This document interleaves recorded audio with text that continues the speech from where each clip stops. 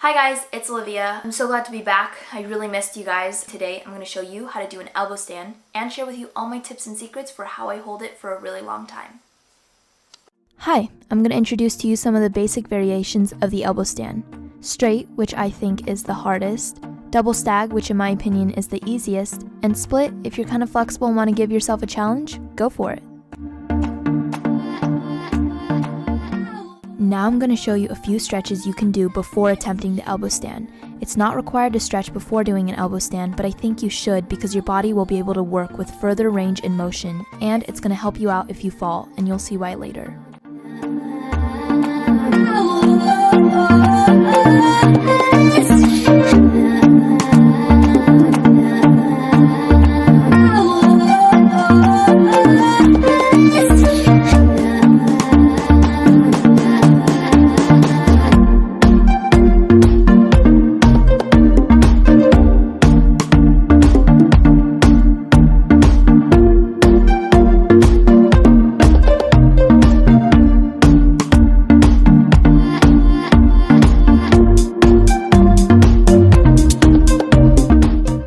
Here's form number 1, and by the way, I taught myself how to do an elbow stand, so when I first began learning, I found this form easier.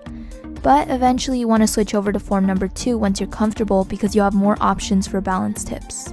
Now when you're in your elbow stand, your arms should form a 90-degree angle and you should be spotting at either your hands or the ground. Your elevated foot is going to kick off, and I'm right-handed, so I felt more comfortable having my right foot as the elevated foot. Here's a little diagram I made for you if you want to screenshot this and use it as a reference.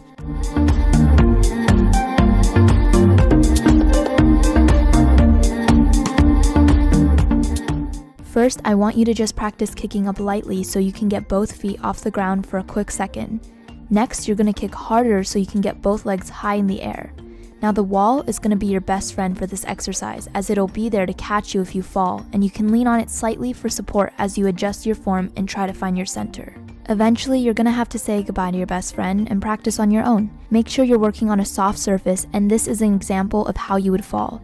You would land in a bridge on your elbows, and remember when I said that stretching would help you later on? Well, this is what I mean.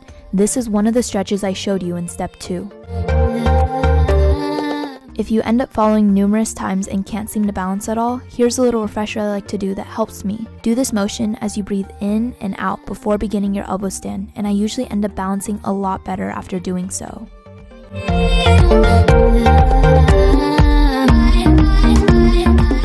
Finding your center is the ultimate tip to balancing your elbow stand. Notice how my butt is kind of directly above my head, and also I'm maintaining the natural curve in my spine, and that is basically your center. How do you find your center?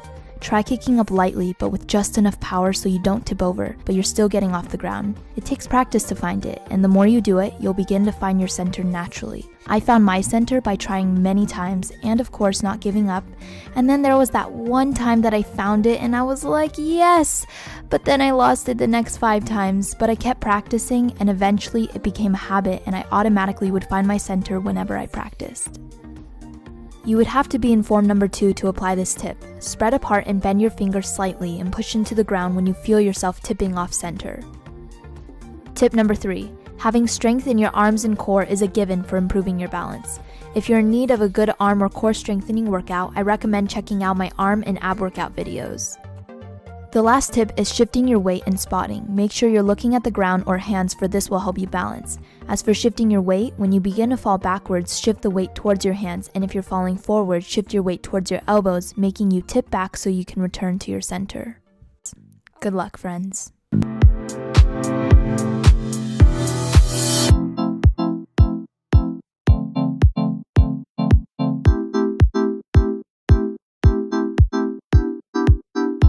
They say I won't get